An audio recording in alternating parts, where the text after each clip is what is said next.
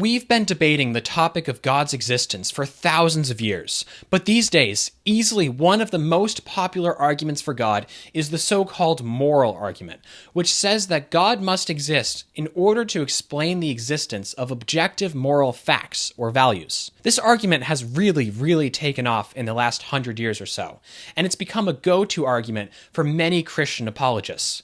But despite its major popularity, this argument has actually never really taken off among one particular group of Christians: Catholics. Surprising as it may seem, Catholics on a whole have actually tended to shy away from the moral argument for God. A recent survey of Catholic apologists and philosophers by Trent Horn, for example, found that only 12% of the Catholics surveyed listed the moral argument as their favorite way of showing that God exists. And some of the most popular Catholic books on defending the existence of God, like Ed Fazer's 5 Proofs of the Existence of God, don't mention the moral argument at all. Now, I actually think this makes a lot of sense. Catholic thought, after all, is very influenced by St. Thomas Aquinas, who not only didn't talk about the moral argument, but actually had some ideas which, on the surface, seem to cast doubt on the idea that we need God to ground objective morality. Aquinas, you see, believed in a natural law theory of ethics, which suggests that we can know what's objectively right or wrong just by looking at the natures of the things that we see in the world. If we see a lot of squirrels bearing acorns, Aquinas says, we know that burying acorns is proper to the nature of a squirrel, and that it's therefore good for squirrels to bury acorns, and that a good squirrel is one that buries acorns well. By the same token, we can look at human beings and discover what's good for us, like being rational or living in society with other human beings. But the difference is that we human beings, unlike squirrels, have free will. So we can freely choose to do what's good for us or not to do it, giving us a basis for moral right and wrong. Now, I'm not here to necessarily defend Aquinas' natural law ethics, at least in this video. Instead, what I want to do is draw attention to how this theory of ethics seems to allow Aquinas to ground right and wrong without appealing to God. After all, for a thing to do good is just for it to do what's in accordance with its nature, according to this theory. And we can know what's in accordance with a thing's nature just by looking at the thing. We don't need a special divine command or a special revelation by God to know that burying acorns is good for a squirrel, so we don't need a special revelation by God or a special divine command to know that living in community, for example, is good for human beings. This, I think, is actually a big part of the reason why the moral argument has historically never been as popular in Catholic circles. Regardless of whether they say it explicitly or not, I think a lot of Catholic thinkers have actually had Aquinas' natural law conception of ethics in the back of their heads when thinking about the argument that says that objective morality requires God to exist, and have actually tended to dismiss that argument because of that natural law understanding of ethics. What I want to say in this video, then, is directed especially at Catholics who find themselves in that position. If you believe in the natural law, but aren't quite sure how to pair the natural law with the moral argument for God, stay tuned. Now, that's not to say that this video is directed only at Catholics, and I think that if you have any interest in the moral argument for God at all, you're going to want to watch this video to the end, because what I'm going to present here is, I think, a rather unique version of the moral argument for God, one which avoids a lot of serious academic critiques and pitfalls that have been raised against other versions of this particular argument for God. And for those of you out there who are really devoted to the philosophy of Thomas Aquinas and are skeptical of any arguments that he didn't like, well, you're going to want to watch to the very end of this video too, because there's a twist about the argument that I'm about to give that I think you'll find quite interesting, a twist that may rethink how you think about Thomas Aquinas' view of the moral argument. Now, for the purposes of this video, I'm going to assume that there is objective morality. This might seem a little bit bold, but I actually just came out with a video defending objective morality last week, so I'll link that in the description below if you want to watch that one first before watching this one, but my guess is that most of you won't need to do that. After all, the majority of people in the world believe in some kind of objective morality, so they don't need to be convinced of objective morality to be open to the moral argument for God. So we're going to assume that human beings can have this property of moral goodness. The question we have to ask ourselves is how exactly this property exists in human beings. After all, there's 2 different basic ways that a property can exist in a thing: per se and per aliud. I don't want to get bogged down here with technical Latin terms, so to keep things simple, we're going to use the English translations of these terms: through itself and through another. The simplest way of explaining the difference between these two ways something can have a property, through itself or through another, is to say that if some property is essential to the nature of a thing, that thing has that property through itself. But if the property is not essential to the nature of a thing, that thing has the property through another. Let's use an example here. This is a triangle. Having three sides is essential to this triangle.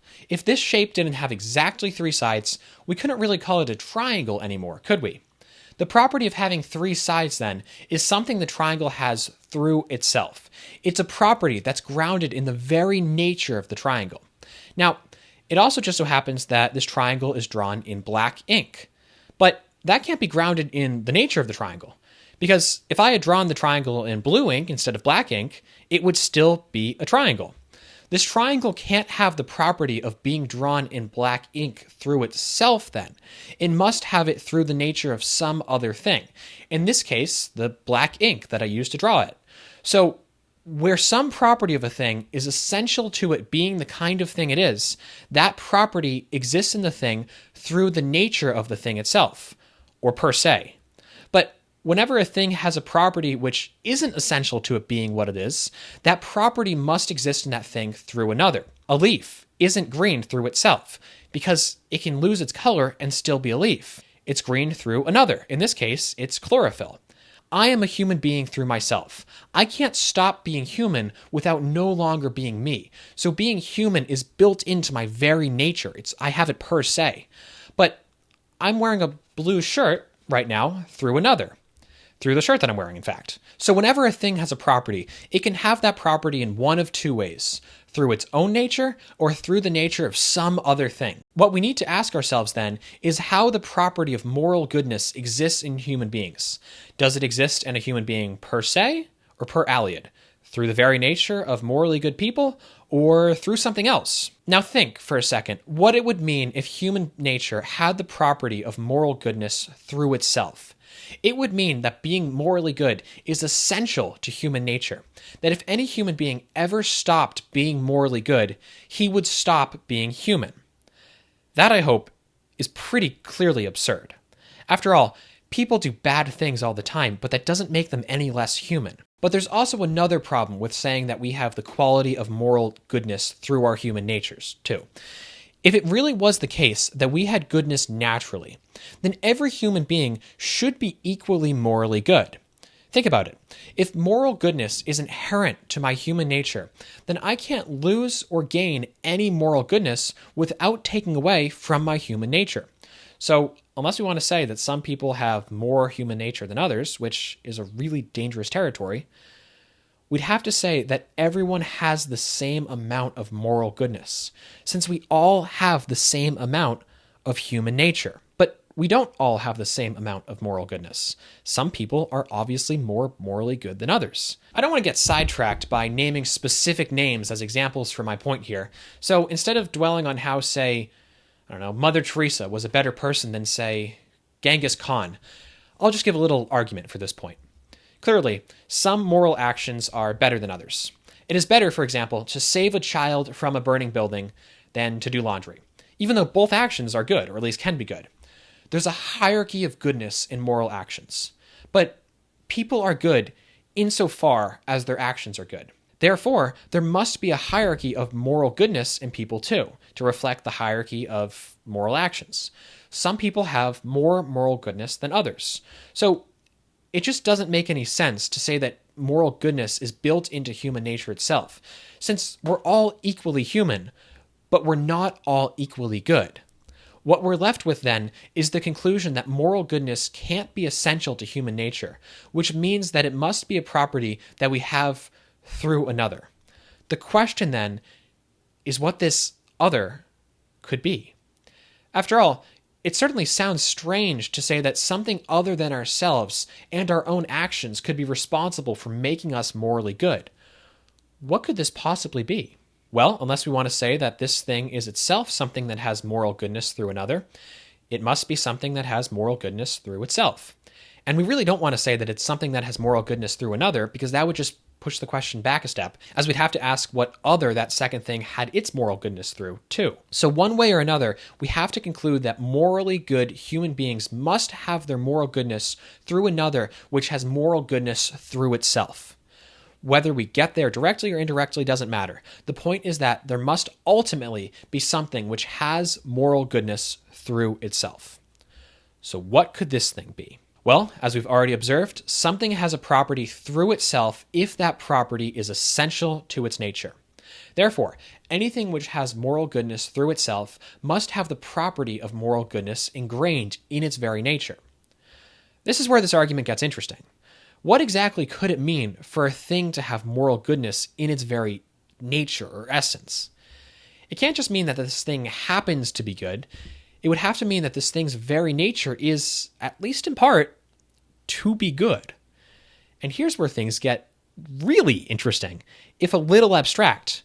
Pay attention to that phrase I just said, at least in part. At least in part. Let me ask you something. Does it really make sense for something which is good, by its very essence, to be good only in part? After all, if this thing is to be good by its very essence, it must be good perfectly. And if it's good perfectly, it must be good in all aspects of itself. Otherwise, it wouldn't be perfectly good. This means that the whole nature of this thing must include goodness. And really, what does it mean for a thing to be good, if not for it to have the being and existence that its nature demands that it have? What we're saying when we call a thing good is that that thing has being. If it doesn't have some kind of being proper to it, it's missing some good. So if this thing is really to be perfectly good, it must have being perfectly. You Thomists, you fans of Thomas Aquinas out there, might be starting to see where I'm going here. Because if a thing has being perfectly, then it must not lack any being. If it did, it wouldn't have being perfectly. But if it doesn't lack any being, it must be infinite. Because to be finite is to lack being, by definition, and infinite just means not finite. It also can't lack any knowledge, which is being related to the intellect, or power, which is being putting itself into action. This thing must also be timeless and immaterial, since time and matter restrict being to particular moments and places, and any restriction on being would require it to lack some being. So, what we're looking at here is an immaterial, timeless, all-powerful, all-knowing, all-good, infinite being which, because it has moral goodness through itself and not through another, is the ground of the moral goodness in every morally good human being. What we have arrived at, then, is the conclusion that human morality must be grounded in God. Now, I promise a twist, and perhaps some of you who have some experience with Thomas Aquinas' arguments for God might have seen it coming already, but perhaps not. You see, in the beginning of Summa Theologica, Thomas Aquinas offers 5 arguments for the existence of God.